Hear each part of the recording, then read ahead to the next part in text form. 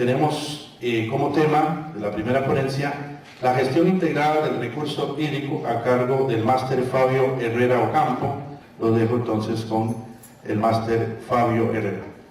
Se siente uno con un púlpito, nunca lo he hecho yo. Buenos días a todas las personas participantes. Muchísimas gracias a la Vicerrectoría de Docencia en la UTN por darme la oportunidad de compartir con todos ustedes algunas reflexiones sobre este tema que mi criterio debería estar mucho más pendiente en la mente de las personas de lo que lo está. Me alegra mucho que esta universidad que nació en Alajuela pues ya esté desarrollando este tipo de actividades, que se haya expandido a todo el resto del país, de que tenga esta infraestructura en la que nos podemos reunir. Me alegra mucho más que entre el cuento del río de él y la charla de Fernando ya prácticamente dijeron todo, toda la gestión integral del recurso hídrico, lo dijeron en unas pocas palabras. El tema es muy amplio y yo tuve que tratar de hacerlo de una manera práctica, con el fin, con todo lo que vamos a ver, está enfocado hacia lo que queremos, con ese sugestivo título del agua como manantial, decía, manantial de derechos humanos. Me faltó esa parte.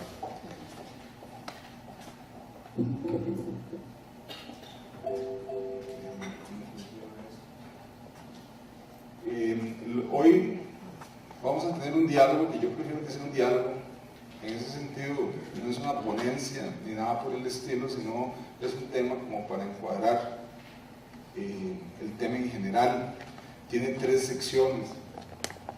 La primera sección, vamos a muy rápidamente. ¿Me escuchan bien? No, pues si no, pues me van por aquí. De verdad que es un poco. ¿Me escuchan bien?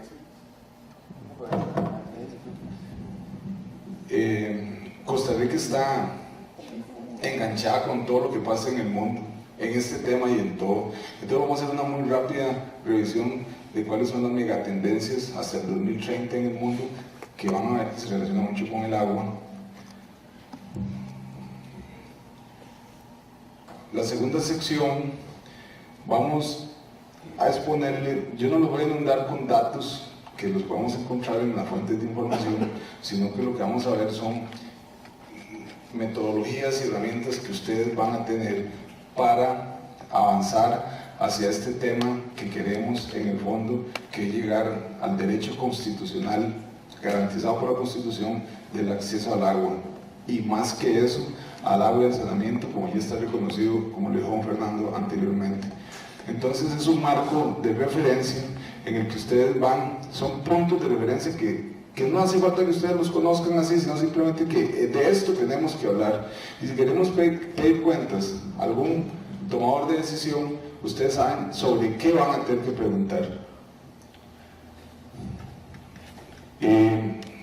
También voy a hacer una muy breve, pensando que hay estudiantes y tomando en cuenta que es algo muy nuevo en Costa Rica, vamos a ver las metodologías que están recomendadas, estandarizadas a nivel mundial para la contabilidad del agua, se las voy a mencionar, y las recomendaciones internacionales de las estadísticas del agua. Todo esto, sí, ojo, muy rápido, solamente para que ustedes conozcan de la existencia. Ya le dejé a Maureen una carpeta con documentación de referencia de todo lo que voy a hablar aquí, y mucho más si ustedes quisieran. Yo me pongo a la orden con muchísimo gusto. La tercera sección es que si vamos a ver el encuadre de cómo abordar la gestión del recurso hídrico, pero también vamos a ver una herramienta también propuesta por las Naciones Unidas y que ha sido utilizada en muchos países, que nos permite hacer el análisis de la problemática ambiental en general, de cualquier tema ambiental, pero en este caso lo aplicaríamos al agua y vamos a ver algunos ejemplos de eso. Empezamos con esa reflexión inicial que me va a permitir leerla. cómo compartir el agua de forma equitativa y asegurar la sostenibilidad de los ecosistemas naturales. Hasta hoy hemos alcanzado ese equilibrio. Eso lo está haciendo las Naciones Unidas ya en forma contundente desde el 2006. Y lo cierto es que para alcanzar un desarrollo social y económico equitativo y sostenible se requiere la gestión integral del recurso hídrico. Vamos a la primera sección. Estas son las megatendencias mundiales según los expertos del... Ténganme paciencia mientras me familiarizo con el National Intelligence Council, que son los expertos de toda la seguridad de las naciones, de los Estados Unidos. Yo a mí no he visto que ciertos empresarios sin conciencia social y responsables tachan a los ambientalistas de cierto color, como el de aquella señora que está allá, esa que volvió a ver de la camisa. Y estas son las apreciaciones de agentes especializados de la CIA, de la Agencia de Inteligencia, de la Agencia de Seguridad Nacional de los Estados Unidos, porque los Estados Unidos no juegan de casita, ni los chinos tampoco. Nosotros somos los que más hacemos para especular. Y las megatendencias son el empoderamiento individual, la difusión del poder como mundo multipolar, y ya vamos a ver qué quiere decir todo eso, los patrones demográficos y las mayores demandas de agua, alimentos y energía. Y esta última megatendencia hacia el 2030 es la más importante para nosotros. En el primer punto vamos a ver que Estados Unidos va a ser superado por China, básicamente todo el Asia, en cuanto a población, gasto militar e inversión tecnológica, de aquí a 30 años. Eso lo dicen los especialistas americanos. Pero además se les va a agregar India, Brasil, Indonesia, Sudáfrica, Turquía, Colombia, Nigeria, falta Chile y digamos que Costa Rica. Eso es el mundo multipolar.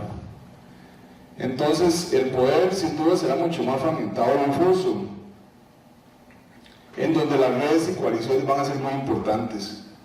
La población, que estamos con 7.500, va a aumentar a 8.300 millones, con una población mucho más envejecida, que ya lo estamos viviendo en Costa Rica, con menor población productiva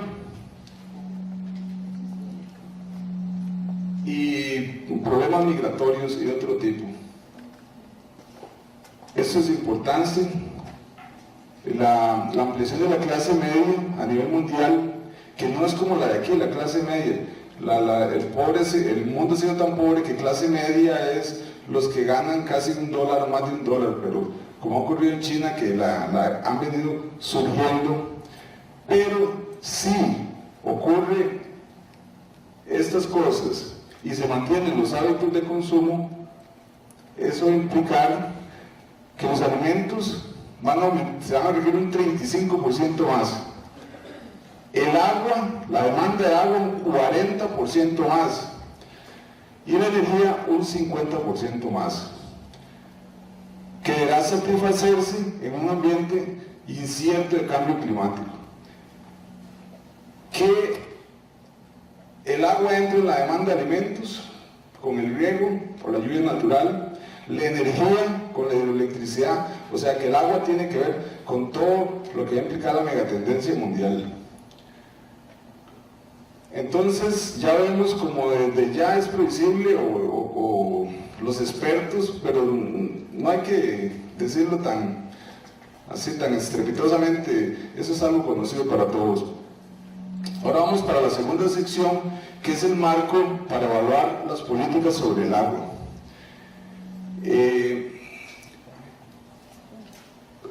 Nosotros lo que pretenderíamos con garantizar el derecho constitucional al agua y al saneamiento, para hacer eso tiene que haber una serie de políticas dirigidas hacia la seguridad hídrica, hacia garantizar eso. ¿Cómo vamos a hacer para monitorear el avance en el cumplimiento de esas políticas? Cada país de acuerdo a sus características y necesidades, tiene un énfasis particular, pero en general se pueden meter en 4 categorías que pronto vamos a ver. Del mundo pasamos a la Costa Rica, con 52% de territorio, con los retos de si tenemos una economía de servicios, una economía ambiental, una economía extractiva. Costa Rica ha dado pasos, ha prohibido la minería a cielo abierto, la moración y exploración de gas natural y hidrocarburos, la moratoria de gasificación. Hemos elevado los gastos de protección ambiental por agotamiento y por degradación de los recursos naturales. Son cosas, estamos bajando del nivel mundial al nivel de lo que Costa Rica está haciendo. Entonces, el desarrollo sostenible que aspiramos, donde el agua juega un papel vital, es aquel en el que todas las personas, mujeres y hombres en condiciones de equidad real, son parte de un proceso. Empezamos por la equidad, ambientalmente sano, artículo 50 de la Constitución, geográficamente armonioso, ordenamiento territorial, ecológicamente equilibrado, preservación de la diversidad, económicamente equitativo, que no lo somos, socialmente justo, que no lo somos, democráticamente participativo, no les digo, y políticamente viable. Esas son las características que se llaman del desarrollo sostenible. Entonces queda claro que la parte ambiental dentro del desarrollo sostenible, y cuando hablo de la parte ambiental en general, hágalo extensivo al agua, es una parte del desarrollo sostenible, pero entra lo económico, lo social, lo tecnológico. Ahora sí, si vamos a hablar de la gestión integrada del recurso hídrico, pues vamos a hablar de esto. Si lo que vemos desde la escuela, el agua que cae, el agua que se infiltra, el agua que se va por los ríos y la que se evapora, el famoso gota de sudor que quita el calor que nos habló Fernando al principio. O sea que el ciclo del agua, y hablen de esto porque eso es lo básico, si hablamos de la gestión integrada del recurso hídrico, tenemos que hablar de cuánta agua disponemos, de cuántas se infiltra, cuántas se escurre, cuántas se evapotranspira, básicamente. Entonces, vamos a ir muy rápido en esto, pero hay 2 enfoques del tema. El agua ya pasa a ser un activo dentro del sistema económico. Antes el agua no valía, ahora sí vale, es un activo. Y tan activo es que cuando lo recibimos puro, como un carro nuevo, y lo devolvemos todo degradado hacia los ríos, es depreciado, y ese activo se baja el Producto Interno Bruto según la contabilidad ambiental que ya el país está entrando. Y también como un servicio para todas las cosas. Esto lo vamos a ir poco a poco. Estos son los 4 cuadrantes o los 4 categorías de objetivos que ustedes, el país, debe enfocarse, unos con más énfasis para monitorear el cumplimiento de las políticas para la seguridad hídrica. Son esos 4. Mejorar los servicios de agua potable, ya los vamos a ver con un poquito de detalle, gestionar la oferta y la demanda, mitigar, los vamos a ir detallando. Ese cuadrante, con esas 4 categorías, como ciudadanos, nos permite orientar nuestro estudio y nuestro abordaje del tema para exigir los derechos que tenemos. Como se necesitan parámetros, en este tema está esta nueva propuesta estandarizada de las Naciones Unidas, que se las voy a mencionar nada más, que es el Sistema de Cuentas Ambientales y Económicas de Costa Rica, Agua. En este caso es que ustedes han oído el Producto Interno Bruto, que viene de las cuentas nacionales que prepara el Banco Central. Eso básicamente es la suma de todos los bienes y servicios que el país produce, pero que produce el hombre. Ahora se va a incorporar los activos naturales a esa contabilidad, lo cual querría decir que el Producto Interno del país puede crecer mucho, dependiendo. Si el activo agua lo tenemos mucho, pero lo degradamos, eso se bajaría el PIB. Existe una metodología estandarizada para eso. Les vamos a dar detalles sobre eso y le vamos a dar referencias y documentos después.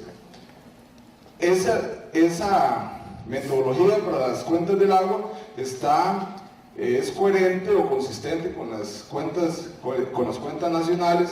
Perdonen que eso está en inglés, pero entonces aquí tenemos el sistema de cuentas nacionales, hay un sistema de cuentas ambientales y un sistema del agua.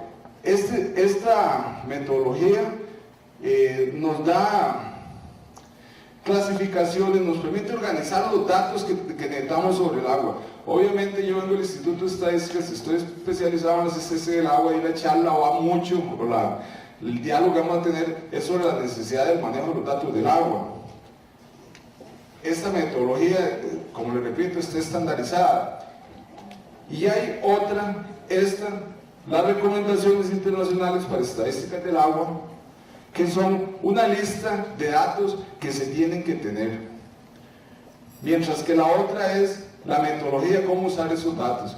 Entonces tenemos ya los instrumentos metodológicos para abordar el problema, para decir con precisión dónde hay debilidades, dónde hay que apretar, dónde hay que aflojar, etc. Y este marco para el monitoreo de las políticas hídricas, ese documento también queda en la carpeta, es de lo que estamos hablando ahorita.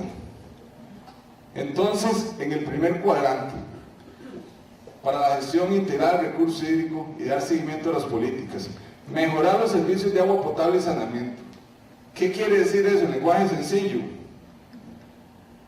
Simplemente que el agua da la naturaleza del agua, pero no la entuba. Mejorar los servicios de agua potable y saneamiento quiere decir que la gente pueda acceder al agua en formas de calidad, cantidad, todo lo que dijo Fernando antes, en el servicio del agua, y al evacuamiento de las aguas residuales. Entonces ahí está un primer conjunto de cosas que tenemos que ponerle el ojo. El segundo cuadro o categoría de objetivos de política que debemos ponerle el ojo es a gestionar la oferta y la demanda del agua. ¿Eso qué quiere decir? Que el agua es suficiente si está bien administrada. Si el agua que es para tomar el agua de la gente, para que la gente tome agua en Guanacaste, la utilizamos para regar fincas de golf, ¿eso está bien administrado o no está bien administrado? Si no tratamos el agua que ensuciamos, bueno, esto es los diferentes sectores, abastecer el agua para los diferentes sectores. Ese es el segundo enfoque. ¿Cuánto consumen los hogares? ¿Cuánto consume la agricultura? ¿Cuánto consume para hidroelectricidad? ¿Cuánto consume los demás sectores económicos? El tercer cuadrante, muy importante, que es donde yo creo que vamos a ver más, es mitigar la degradación de los recursos hídricos y mejorar la calidad. ¿Qué quiere decir esto? El lenguaje es sencillo. Que nosotros podemos ensuciar los cauces, el agua, hasta cierto punto. Quizás le echamos un pollo muerto y el río lo llega a deshacer, pues le echamos un galón de aceite, no, como lo vamos a ver en ejemplos prácticos dentro de un rato. Este tercer cuadrante tiene que ver con todas las emisiones que echamos los hogares, los talleres, las fincas, todo a los cuerpos de agua y a los ecosistemas acuáticos. Y hay mediciones para eso, la demanda bioquímica de oxígeno, el oxígeno disuelto, son parámetros que existen, ya todo eso está definido, determinado, ya no hay que buscarlo, todo está en estos documentos que están en esa carpeta, no es nada del otro mundo, no tenemos que complicarnos, tenemos que saber que existe para poder exigirlos.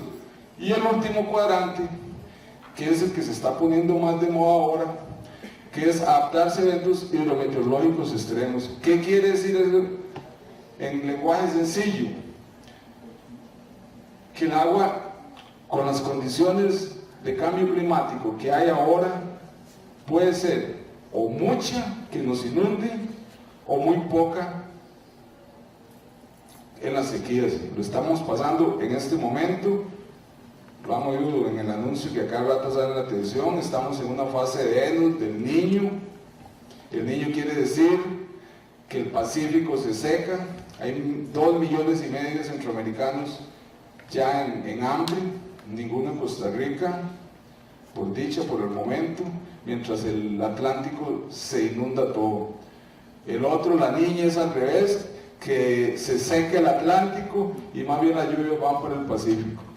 En una conferencia que asistí recientemente sobre granos básicos como seguridad alimentaria del Instituto Meteorológico, el gobierno les pidió que no hicieran pronósticos como esos hasta el 2030, sino que lo hicieran hasta el 2015, 14 años o algo. Hicieron un esfuerzo y ellos hacen el pronóstico que este año es niño, el otro año puede ser niña y se van a ir alternando, pero en los próximos años, en los próximos 15 años, de acuerdo con todos los antecedentes climatológicos que hay, lo más probable es que esté marcado por el fenómeno de la niña.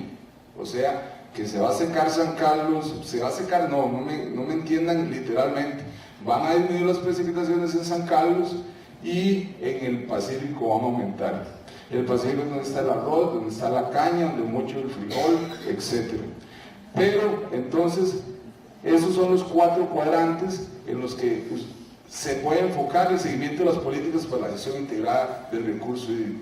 Y las metodologías que hay, que ya hablamos del sistema de cuentas nacionales y las recomendaciones internacionales para las estadísticas. Con eso ya tenemos las herramientas metodológicas para abordar ese tema de una manera sencilla, estandarizada a nivel mundial, con datos que los podemos presentar en cualquier nivel del mundo y que todos nos entienden. La premisa de esto, por lo que insisto en los datos, es, esto lo van a ver cada vez lo ven más corrientemente ustedes. Si nosotros podemos medir algo, lo podemos administrar. Si tenemos una ferretería y sabemos el inventario, se nos acabó este tornillo, tenemos un montón de serruchos, nos sobra esto, nos falta aquello. Igual con los recursos naturales, si usted está en un hospital, si usted mide cuántas medicinas de esto tiene, el otro, cuántas camas, cuántos enfermeros, o sea, si queremos administrar el recurso hídrico tenemos que hacer mediciones. Por eso es que la conversación está muy sesgada hacia la medición, hacia las estadísticas. Pero esa es la premisa de administración general. Usted necesita, por eso existe la contabilidad en las empresas, por eso existe la contabilidad ambiental ahora metida entre las cuentas nacionales. Vamos a ir. Entonces, ahora vamos a ver unos pocos ejemplos de qué cosas podemos medir en cada cuadrante. En el primer cuadrante, mejorar los servicios de agua potable y saneamiento, acueductos y alcantarillados. Hay varios indicadores importantes, pero estos son unos. ¿Cuánta población está cubierta por agua potable? Eso en el INEC lo hacemos a través, todos los años se mide con la encuesta hogares y cada 10 años con el censo de población. Y podemos dar los porcentajes de hogares cubiertos, el número de personas y todo, con una cierta incertidumbre. Este indicador es muy bueno en Costa Rica, igual que este, la población que cuenta con servicios mejorados de saneamiento, porque la mayor parte de la gente, un servicio mejorado de saneamiento es, bueno, que se evacúe por el alcantarillado o que va a un pozo séptico y otros similares. Hay un porcentaje de la población que todavía lo hace en excusado de hueco y hasta en el cerco, igual que en África, porcentajes pequeños, pero en el resto de Centroamérica estas mediciones son muy severas.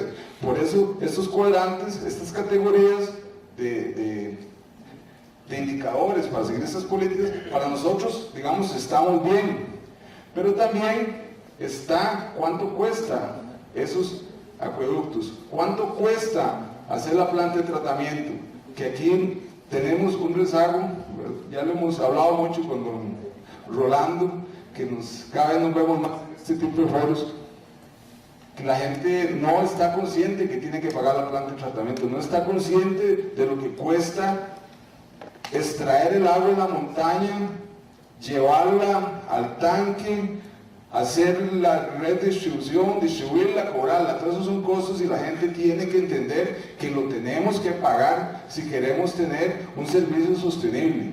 Estas cosas no pueden ser gratis y eso no quiere decir para nada que se tenga que privatizar, sino administrar bien. Entonces, Esos son indicadores del cuadrante de la política de agua y saneamiento. El segundo cuadrante, que es el lugar, el equilibrio entre la oferta y la demanda, ¿qué se da para cada sector? Entonces ahí está la suma de captaciones con todo lo que las diferentes ramas de actividad teniendo que ver con la precipitación que nos cae. Eso, ese tan simple, es algo que ya está en esa metodología de la cuenta del agua que les digo, y ese se llama cuadro de oferta física, cuadro de oferta física y uso. Simplemente que hay tanta oferta de agua y tal rama consume tanto, tal otra rama consume tanto. Todas esas son las cuentas que hay que hacerlo anualmente. Esa es la parte económica, que es el valor agregado por unidad de agua usada por cada industria. En esto, el valor agregado, y que tiene que ver con lograr el equilibrio entre la oferta y la demanda, creo que vamos a ver un ejemplo después. Resulta que la industria en los últimos años viene produciendo más PIB, más dólares, digamos, produce más bienes con menos agua. ¿Por qué? Porque generalmente están pegados al acueducto, ya sea la IAA o al municipal, y se lo miden. Entonces son sumamente intensivos, o sea, la ahorran, la cuidan. Mientras que la agricultura, en Guanacaste, que es el mejor ejemplo, es todo lo contrario. Cada vez producimos menos con más agua y con los distritos de riego. Entonces son tierras concentradas y entramos en una serie de consideraciones que los tomadores de decisiones tendrán que tomar en cuenta en un futuro. Eso es el valor agregado por unidad de agua. Es un criterio que hay que tener. Eso también está. También los porcentajes de pérdida por tipo de uso.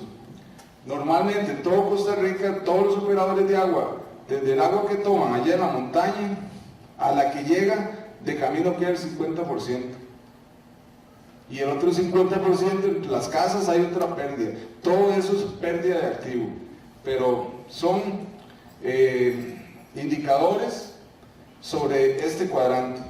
Por último, el cuadrante 3, que tiene que ver con la contaminación, todas las emisiones que le echamos a los cuerpos de agua.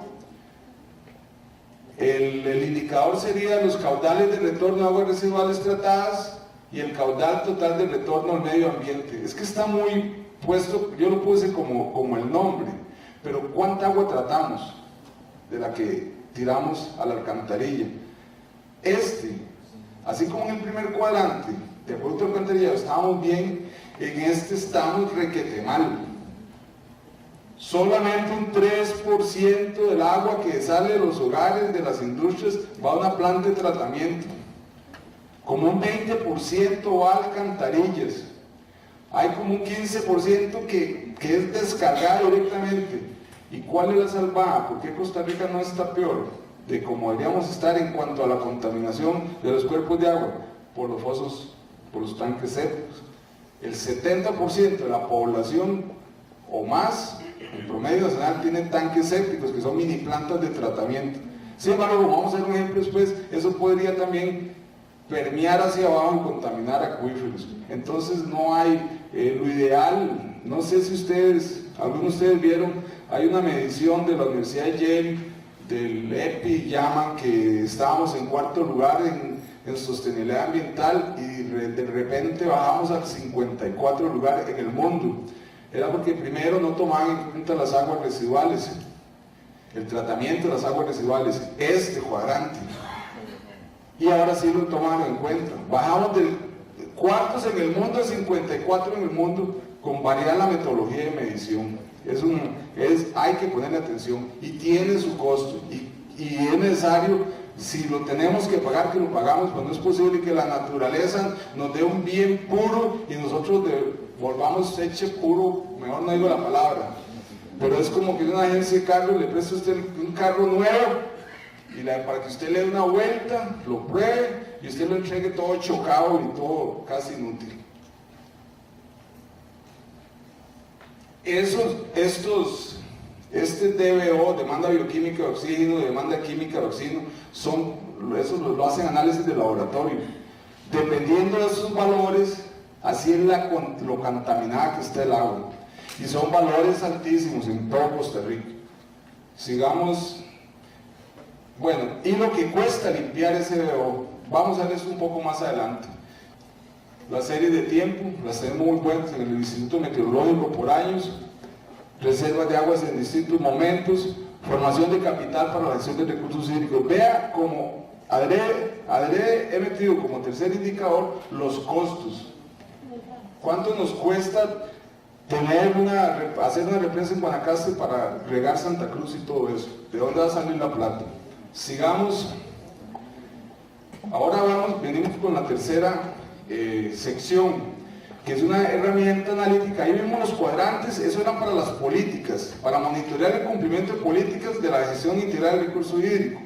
Ahora vamos a ver una herramienta también propuesta por las Naciones Unidas que nos sirve a ver, vamos a analizar una problemática, ¿cómo le entramos? Esta es la herramienta, y es la herramienta que ya está indicada por el Ministerio de Ambiente, eso es de este año, y el INEC también, para hacer los informes anuales del estado del ambiente de ahora en adelante. O sea, son sólidos marcos conceptuales y analíticos con los que los muchachos nuestros, los técnicos, los de la carrera de aquí, de recurso hídrico, tendrán que utilizar. No es nada del otro mundo, no es nada que no se pueda comprender, pero la herramienta es así. El modelo es un modelo GEO, se le conoce así, es del PNUD. El PNUD es el Programa de Naciones Unidas para el Medio Ambiente, y se le conoce como FM-PAIR.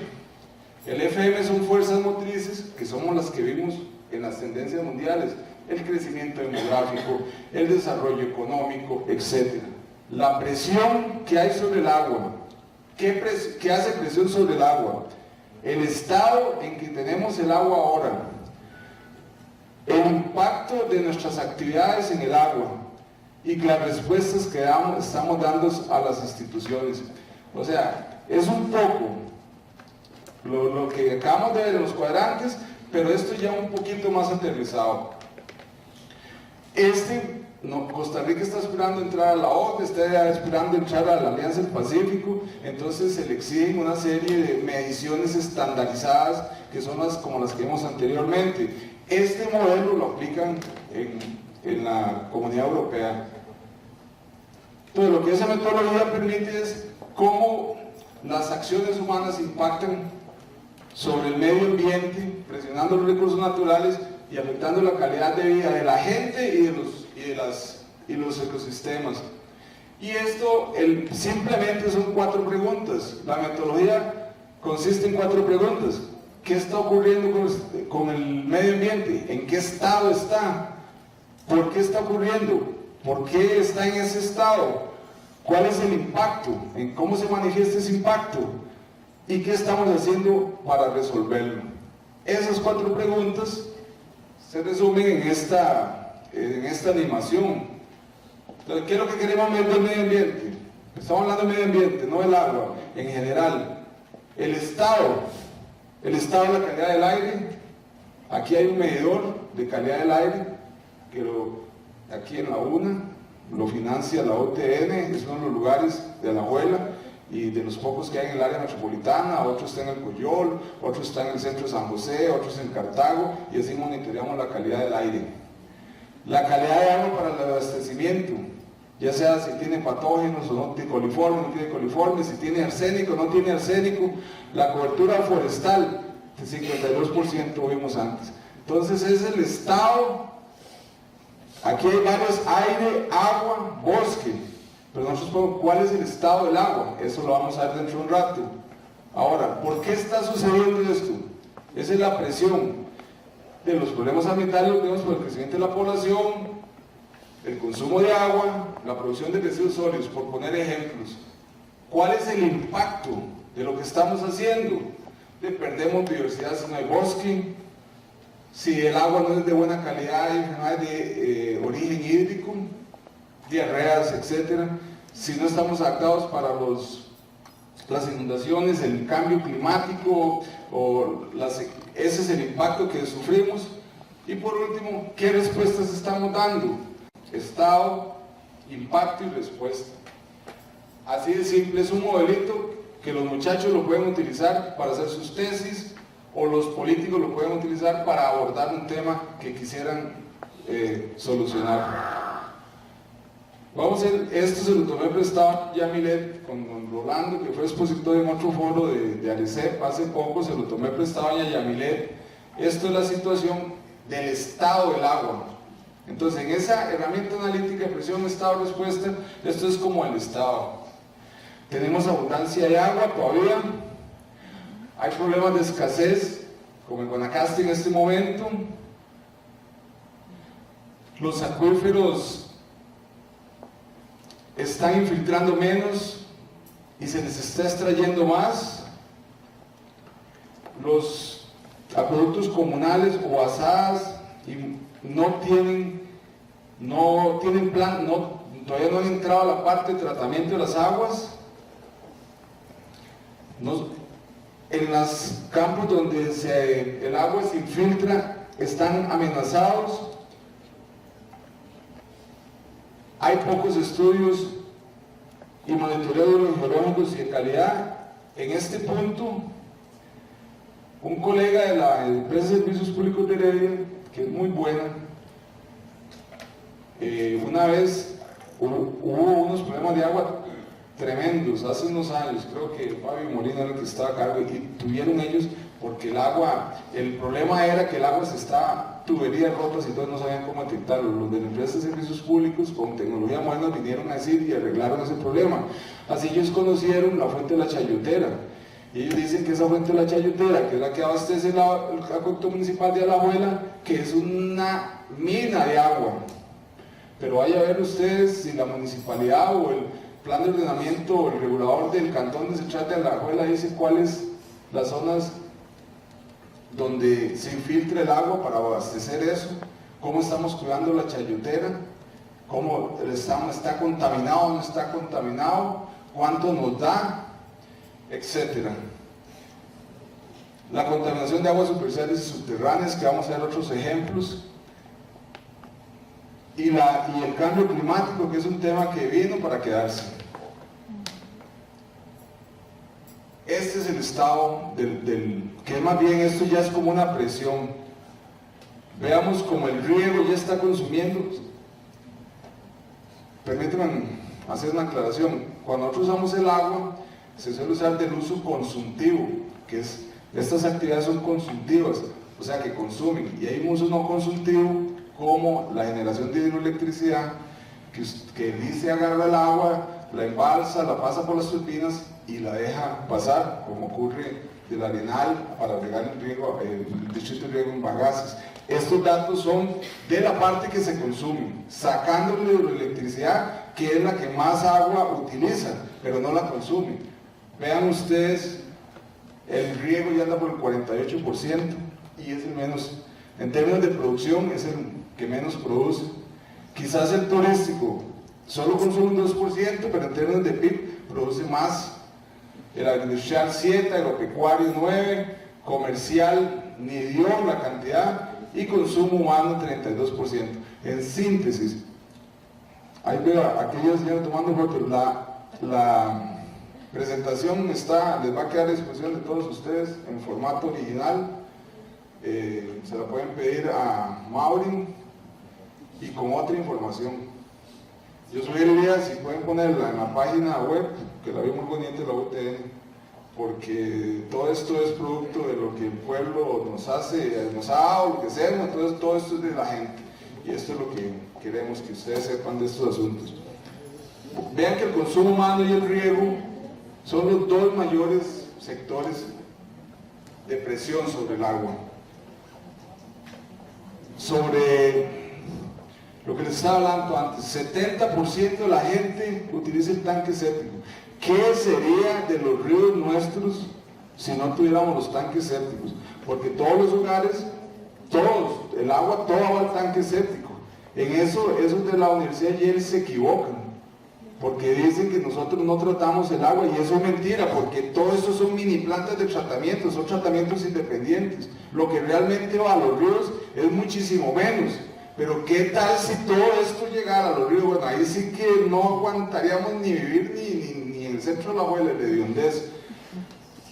El 25, alcantarillo, cloaca. Pero eso no quiere decir que es agua tratada. Es que va por una alcantarilla, pero también van a los ríos. Y ve ese 3% de pozo. Este es el punto débil en la gestión integral del recurso hídrico, y que tenemos que ponernos al día. Les estoy hablando, vean, estos son el año, dos comparaciones de año. Del 2006, consumo humano, llegaba a un 16%, ahora ya estamos en un 35%, en menos de 8 años. Lo ubicamos por los patrones de consumo. Vean el riego, esto es en cuanto a superficiales superficiales y subterráneas. El consumo humano, antes usábamos 15.90 de lo superficial y 35 de lo subterráneo. En el riego ya estamos con un 53 de superficial y un 30 del subterráneo.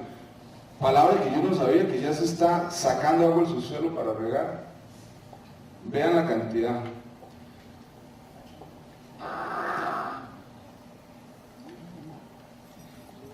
También sobre la gestión, la ingobernabilidad del recurso. Una ley de agua desactualizada, hay una nueva ley en el Congreso. Hay muchas instituciones con el tema del agua sin coordinación alguna, que eso se arregla con la legislación. No se respeta la legislación.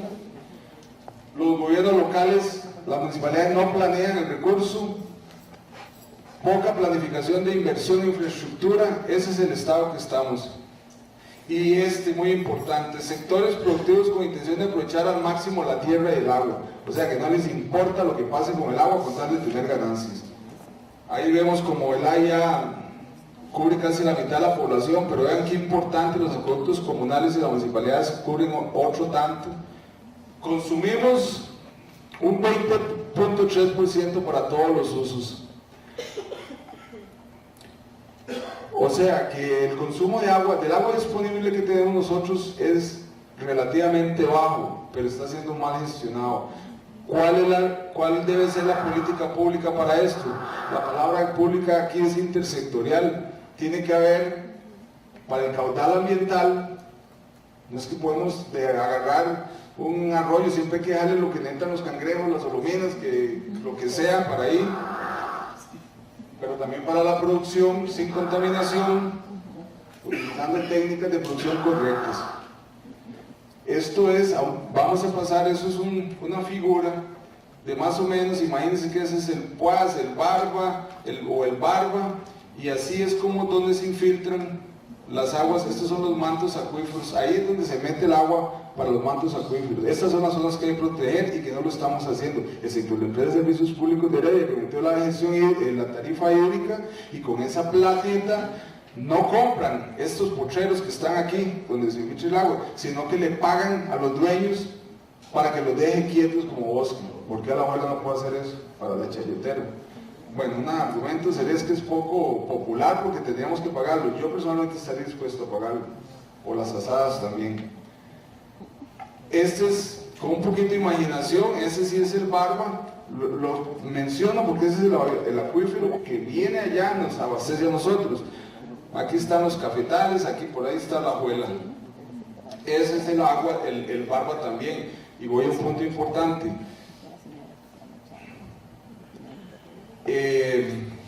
La precipitación ahí está en 3.000 milímetros, 1.900 en la parte de aquí de la abuela.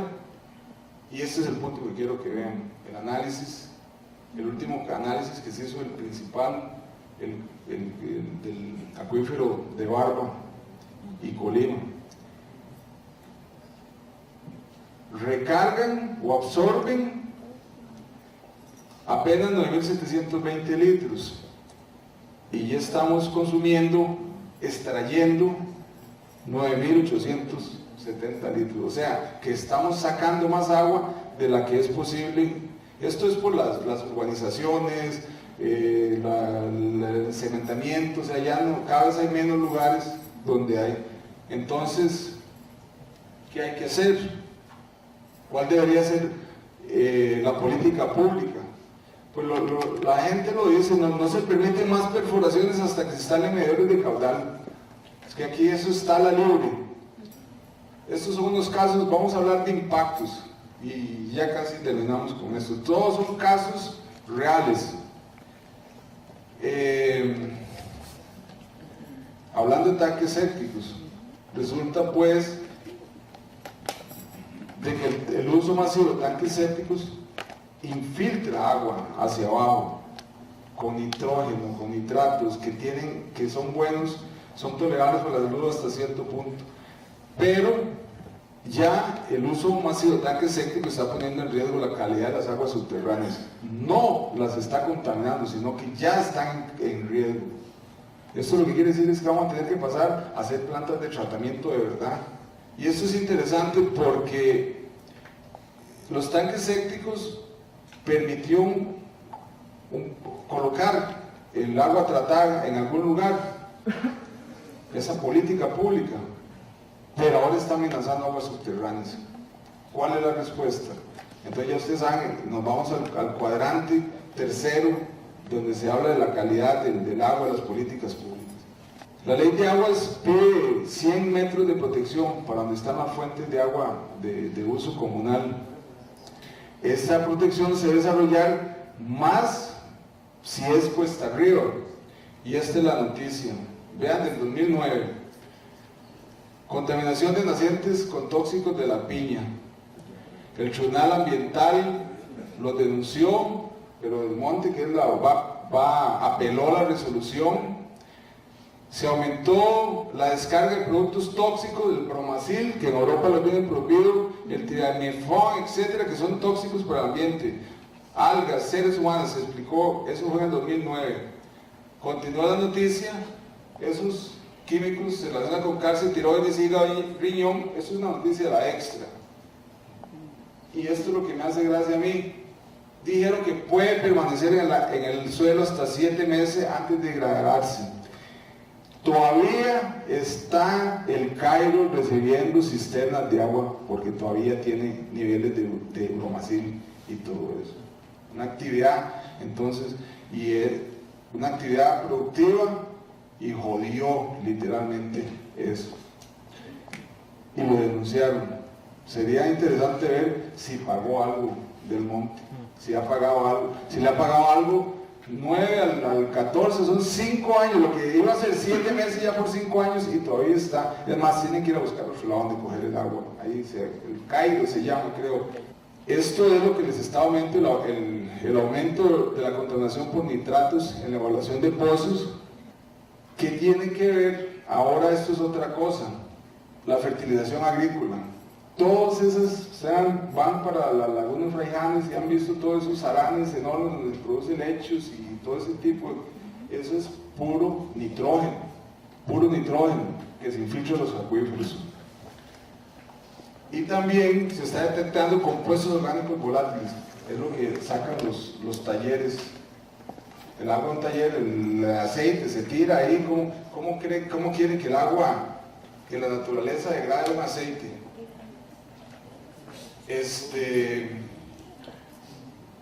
Esto es el Pozo Colgado de Barreal, se los voy a contar rápidamente.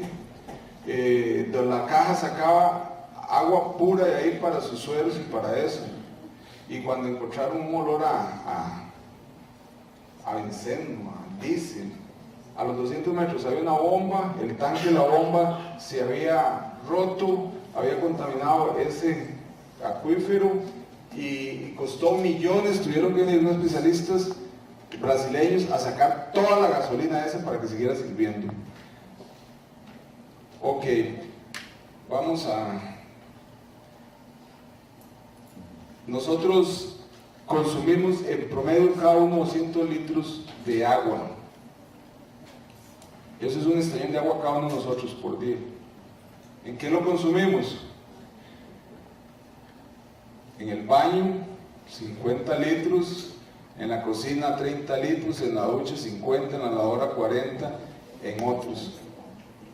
Pero toda esa agua que la recibimos limpia, la entregamos sucia, metiéndoles, ¿se acuerdan del DBO que les hablé antes? Con 40 gramos por persona al día. O sea, todos los días nosotros estamos echando, multiplíquelo por miles y millones de lo que echamos nosotros y que va a hacer tratamiento al río y al Golfo de Nicoya para llegar a esta otra diapositiva. Porque tal vez aquí podamos hacer algo de ahora en adelante, nosotros mismos. Si usted bota 10 mililitros de mayonesa, esa, la suciedad que tiene medida en DBO, es de 1.200.000.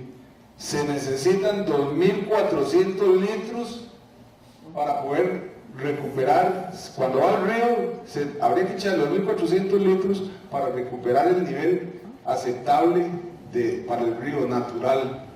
Si usted echa 200 mililitros de leche, necesitaría 3.000 litros de dilución. Si usted echa eso, lo que echamos en la pila, la cerveza, bueno, ¿saben? Uno se la toma, pues yo no quiero no echar, pues son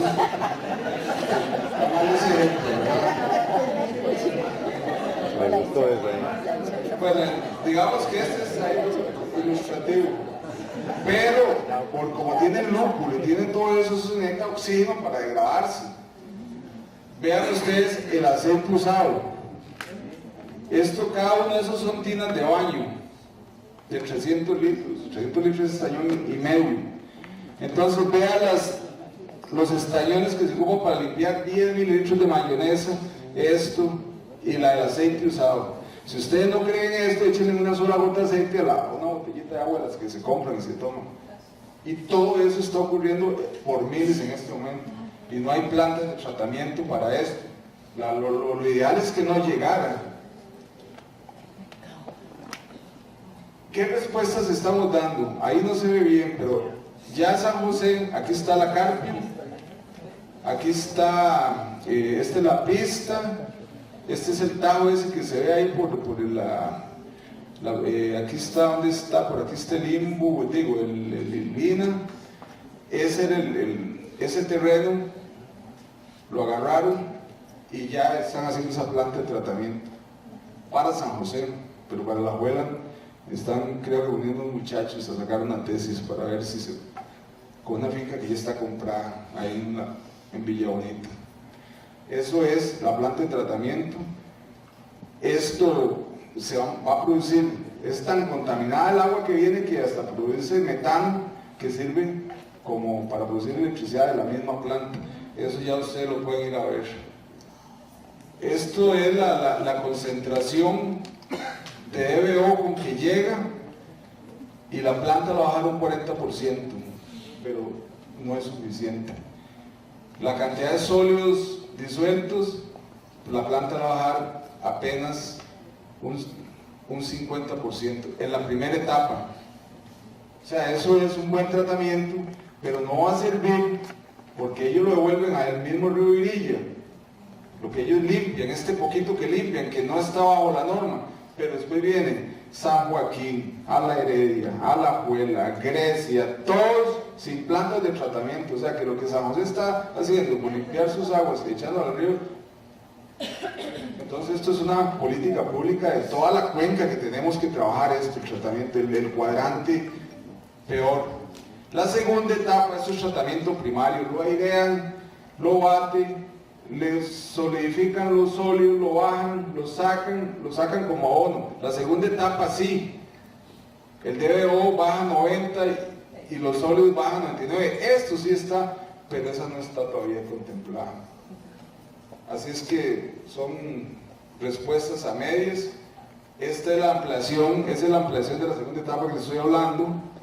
Entonces, para que sirva algo el foro hoy, yo al menos en mi casa, perdone que me ponga ejemplo, pero es verdad, yo con papel gasto toalla, hago mi inversión, pero todo lo que es aceite de los platos y el sartén yo lo recojo hasta con papel periódico se puede y se echa en el basurero.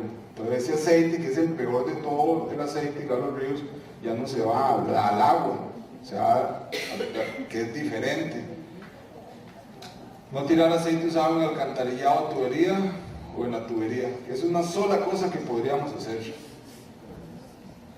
Ni tirar basura en la calle, ni productos químicos, ni gasolina, donde va, que sabemos parar en el río. No tirar basura en los ríos. Otra respuesta es esto ya, el Sistema Nacional de Información Ambiental, que es toda la información del sector ambiental que estamos haciendo. Hay un comité ya interinstitucional en el cual yo formo parte por parte del INEC para desarrollar estos indicadores, para monitorear las políticas. Son respuestas que estamos dando. Esto es lo que le hablamos de Guanacaste, ante cómo adaptarnos al cambio climático que se viene. Ya los expertos del meteorológico, como el estudio que hicieron, dieron 3 respuestas muy concretas. Bueno, lo primero que piden es, otra vez, información. ¿Cuánto nos cuestan los eventos extremos? ¿Cuánto afecta la infraestructura? ¿Cuánto afecta la agricultura, la ganadería, etcétera? Dice, necesitamos datos. Lo que se mide se administra, si no, no podemos administrarlo. Esa es la primera recomendación. La segunda recomendación es eso, Omar Dengo, el que hizo la presa de Tilarán, esa agua de la Atlántica, las bajó hasta Bangares, pero hay una gran cantidad de agua que sobra, riegan como 22.000 hectáreas y todavía sobra. Esta agua y va al río Tempisque a aguar el río. Entonces ellos proponen que se haga una represa de lo que sobra para regar esas partes de Liberia, Carrillo y Santa Cruz. Yo espero que sea para la gente y no para los hoteles. Entonces parte de la política en la que podemos y debemos incidir. Y la tercera, bueno, ese es el agua, los datos, se beneficiarían 222.000 personas, agua para consumo, producción y recreación, espero, se regarían 12.000 hectáreas más, elimina problemas de sequía por el niño. Eso es la gestión del recurso para adaptarse, el cuarto cuadrante. Y lo tercero, a la gente en Guanacaste ahora, en este periodo que están, la gente siembra y le preguntan, ¿pero por qué usted siembra? ¿No? Es que yo siembro porque toda la vida he sembrado, está en mi naturaleza, es consustancial al campesino y todavía mucho en Costa Rica. Entonces lo tercero que proponen es las siembras en pequeña escala, en las huertas, en las casas. Mire, si ellos siembran en pequeña escala, sacan sus 10 sacos de arroz y sus 3 de frijoles y ya con eso la seguridad alimentaria está asegurada. Son cosas como retroceder, pero es seguridad hídrica, seguridad alimentaria, con nuestros propios recursos. Ahí está, en pequeña escala, incorpora al joven, diversifica la producción, agricultura orgánica, mercado local, etcétera, etcétera. Entonces, ya, estos son los mensajes claves. Definitivamente, esto es porque viene la pelea de darle rango constitucional del derecho de la población al agua y al saneamiento, ya no solamente al agua. Entonces ya sabemos que es clave salud, generación de energía, protección al ambiente, desarrollo económico y mejora la calidad de vida de los pobladores. Debe ser gestionada equitativamente en todos los sectores y usuarios, conservando la cantidad de calidad, continuidad y seguridad deseada. Tenemos que tomar el cambio climático como un riesgo, adoptarlo en todo. Es necesaria la visión de Estado para la gestión de los recursos hídricos a fin de que estos contribuyan a las políticas de reducción de la pobreza, etc.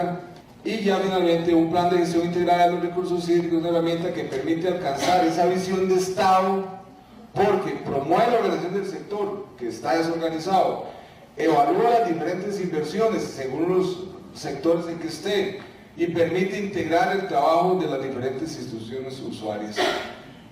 Así como una reflexión inicial, hay una reflexión final, que me permito leerla, y ahí me puse como Cristo, como Montero, como Christopher, medio poeta, pero no es mío, por ahí lo agarré. Entonces, nada es más suave y al mismo tiempo tan fuerte como el agua que fluye firme y lentamente con la sabiduría de tener el mismo destino del hombre, seguir adelante. Y de hecho, el destino del hombre está ligado al destino del agua. Entonces tengo muchos motivos para hacer una gestión integrada, adecuada al recurso hídrico y pelear por nuestros derechos. Eso para refrescarlos con la chiquita aquella y muchas gracias.